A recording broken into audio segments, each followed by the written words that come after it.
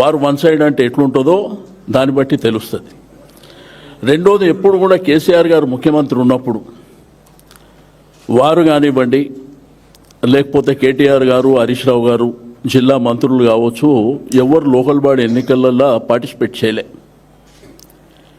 ఇప్పుడు జరిగినటువంటి జిల్లా పరిషత్తు మున్సిపాలిటీ ఎలక్షన్లో కేటీఆర్ గారితో మేము పార్టీగా మాట్లాడినప్పుడు, అన్న ఎవరంతలో వాళ్ళు చేసుకుంటారు అన్న, నేను కూడా మా కాన్స్టిట్యున్సీనే పోతున్నా అని మీకు చూసినారు. మీరు కూడా హరీష్ రావు గారు ఎక్కడ తిరిగిర్రు, కేటీఆర్ గారు ఎక్కడ తిరిగిర్రు.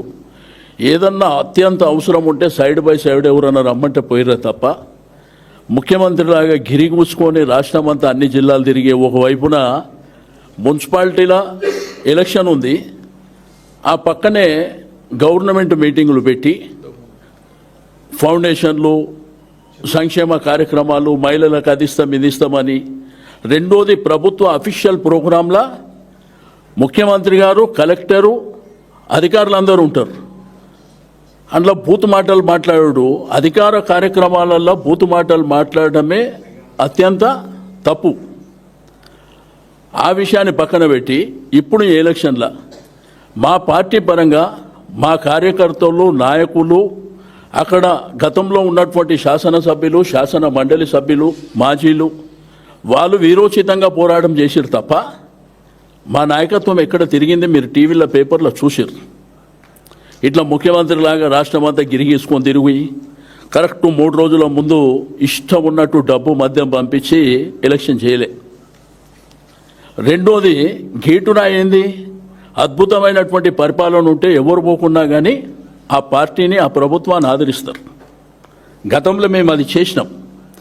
మీరు ఎవరైతే డబ్బా కొడుతున్నారో వారు వన్ సైడ్ అని అది కూడా ప్లే చేయండి. 2 సార్లు కేసీఆర్ గారి నాయకత్వంలో జరిగినటువంటి ప్రభుత్వంలో మేము మున్సిపాలిటీలని గెలిచినాం, కార్పొరేషన్ ఎన్ని గెలిచినాం, జిల్లా పరిషత్ ఎన్ని గెలిచినాం, అవి కూడా మీరు చూపండి. అది కాకుండా దీన్ని వారు వన్ సైడ్ ఎట్లా అంటారండి? 85 నుంచి 90% గెలిస్తే వారు వన్ సైడ్. కార్పొరేషన్లు ఎన్ని ఉన్నాయి? మేజర్ కార్పొరేషన్లు నిజామాబాద్లో గెలిచిర్రా, కరీంనగర్లో గెలిచిర్రా, మహబూబ్ నగర్లో గెలిచిర్రా, కొత్తగూడెంలో గెలిచిర్రా, ఒకటి నల్గొండలో గెలిచిర్రు. రెండోది రామగుండం గెలిచిర్రు. మూడోది మంచిర్యాల కూడా గుడ్డిలో మెల్ల. ఏ కార్పొరేషన్ మీరు గెలిచారు? ప్రజాపాలన, అద్భుతమైనటువంటి పాలన, అందరినీ మా క్యాండిడేట్లను దొంగతనంగా ఎత్తుకపోయి విచ్చలవిడిగా డబ్బులు ఇచ్చి పోలీసులు అడ్డు పెట్టుకొని రాజ్యం చేసేటువంటి మీరు దీన్ని వారు వన్ సైడ్ ఎట్లేస్తుందో చూపించే టీవీలు కానీ రాసే పేపర్లు కూడా మీరు ఆలోచన చేయవలసినటువంటి అవసరం ఉంది. వారు వన్ సైడ్కు డెఫినేషన్ చెప్పవలసినటువంటి అవసరం ఉంది. నేను నిన్ననే చెప్పిన, ఇది గెలుపు కానే కాదు. ఇప్పుడు కేటీఆర్ గారు చెప్పినట్టు ఎన్ని దగ్గర అంగుంది ఈ దొంగ రాత్రి. ఇప్పుడే మేము ఆడ కూర్చున్నప్పుడు పోలీసు వాళ్ళు గెలిచిన వాళ్ళు ఎత్తుకపోతున్నారు. ఇక్కడ నన్ను జరుగుతుందా? కాబట్టి ఇవన్నీ శాశ్వతంగా నిల్వవు. నేను రాజు, నేను మంత్రి, ఇవన్నీ చూసినాం సార్. మేము ఈ మన భారతదేశంలో మహాభారతం చూసినాం, రామాయణం చూసినాం, ఎన్నో చూసినాం. కానీ ఒకటి మాత్రం గుర్తుపెట్టుకోండి, మొన్న జరిగిన పంచాయతీ ఎన్నికలు కానీ, ఈరోజు జరిగిన మున్సిపల్ ఎలక్షన్ కానీ, ఈ రిజల్ట్స్ కానీ మీ పరిపాలనకు ఈ రిజల్ట్స్ అనేది గీటురాయిగా లేదు. మీరు అది గమనించుకోవాల్సినటువంటి అవసరం ఉంది. మీ విర్రవీగేటువంటి మనస్తత్వాలకు ఖమ్మంలో ముగ్గురు విర్రవీగారు. కొత్తగూడెం మేజర్ కార్పొరేషన్ కదా, చిన్న మున్సిపాలిటీలు ఎన్ని గెలిచినా మేజర్ కార్పొరేషన్ కొత్తగూడెమే కదా. ఎన్ని వచ్చినాయి? 20 వచ్చినాయి కాంగ్రెస్కి. అక్కడ వాళ్ళకంటే సిపిఐకి 25 వచ్చినాయి, మాకు 9-10 వచ్చినాయి. కాబట్టి ఒళ్ళు దగ్గర పెట్టుకొని మీ ప్రభుత్వం పరిపాలన చేసి ప్రజల మన్ననాలు పొందాలి.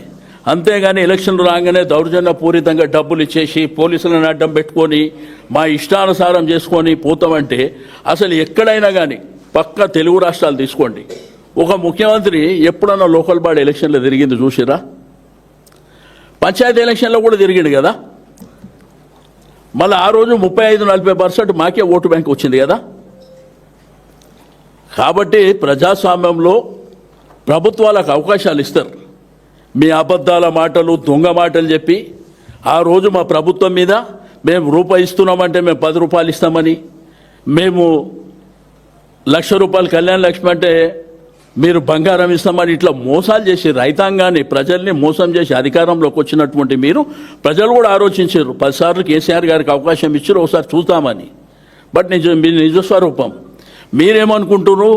ఈ కొద్ది గెలుపుతోనే గెలుపు అనుకుంటారు.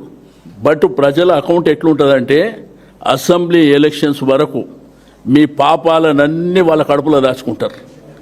అసెంబ్లీ ఎలక్షన్ వచ్చినప్పుడు మాత్రం మీ పాపాలనన్నీ కడిగేటువంటి పరిస్థితి వస్తుందని చెప్పి నేను ఈ సందర్భంగా మాట్లాడితే, ప్రజాపాలన ప్రతి ఒక్కడు మాట్లాడతాడు. ప్రజాపాలన అద్భుతమైన పాలన. ఏ ఒక్క ప్రాజెక్టు కేసీఆర్ గారు, లేదంటే మున్సిపల్ మినిస్టర్గా కేటీఆర్ గారు, ఇండస్ట్రీసు అవన్నీ ఆన్గోయింగ్ ప్రాజెక్టులు శంకుస్థాపన చేసిరే తప్ప ఏదో ఒక్క ప్రాజెక్టు కట్టిరా? ఒక్క ప్రాజెక్ట్ ఎక్కడన్నా మాట్లాడితే అన్ని దొంగ మాటలు మాట్లాడి, అలా అబద్ధాలు మాట్లాడి, ఇక దానికి కొంతమంది వత్తాసు పలకనీకి పొద్దున్న నుంచి చూస్తున్నా వార్ వన్ సైడ్. అరే శాతం వస్తే వార్ వన్ సైడ్. రెండోది, ప్రభుత్వంలో ఉన్నటువంటి ఎవ్వరు కూడా ప్రచారానికి వెళ్ళకుండా మా పరిపాలన మీద ఓటేయమంటే అది వారు వన్ సైడ్ అవుతుంది. మీకు ఇంత క్లియర్గా మీకు అధికారం అన్ని విధాలుగా దుర్వినియోగం చేస్తే మీకు 1000 వస్తే మాకు 500 చిల్లర వస్తున్నాయి. ఇది క్లియర్ కట్ కదా? ఒక్క కార్పొరేషన్ ఎక్సెప్ట్ ఒక నల్గొండ, రాము, ఆ మంచిర్యాల కూడా 60లో 30 వచ్చింది. గుడిలో మెల్ల మేజర్ కార్పొరేషన్లు ఏమొచ్చింది చెప్పండి.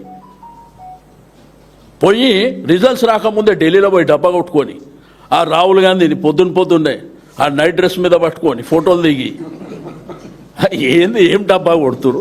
మల్లికార్జున ఖర్గే గారు చెప్పినట్ట వారు వన్ సైడ్ అయిపోతుందని. సో ఇదేనా వన్ సైడ్? మాట్లాడితే అడ్డగోలు మాటలు మాట్లాడి 3 కార్పొరేషన్లు అంట. 3 కార్పొరేషన్లకు తలతోక ఏమన్నా ఉందా? ఇన్ఫ్రాస్ట్రక్చర్ ఉందా? ఫెసిలిటీస్ ఉన్నాయా? ఏమీ లేదు. తల లేదు, తోక లేదు, మా ఇష్టం ఉన్నట్టు. ఇక తుగులకలకు రాజ్యం ఇస్తే మేమేం చేస్తాం, ఇట్లా టైప్లో ఉంటుంది. కాబట్టి ఒకసారి ప్రజలు అన్నీ వాచ్ చేస్తున్నారు. బట్ టైం వచ్చినప్పుడు చురుక పెడతారు. అప్పుడప్పుడు ఏంటంటే జస్ట్ చురుకలు మున్సిపాలిటీ పంచాయతీలో పెట్టి, పెద్దది పెట్టేది మాత్రం అసెంబ్లీ ఎలక్షన్లో పెడతారు. మీరు ఇట్లనే విర్రవీక్కుంటూ పోండి, మీ కర్మ మీరే అనుభవిస్తారు. రెండోది, మీరు అడిగారు ఇంతకుముందు నేనే రాజు నేనే మంత్రి అంటే కేటీఆర్ గారిని అడిగారు. ఆ కాంగ్రెస్ పార్టీలో పుట్టి పెరిగిన దరిద్రం అది. వాళ్ళు ఆలోచించుకోవాలి, మేమేంది ఆలోచించేది, మాకేమవసరం.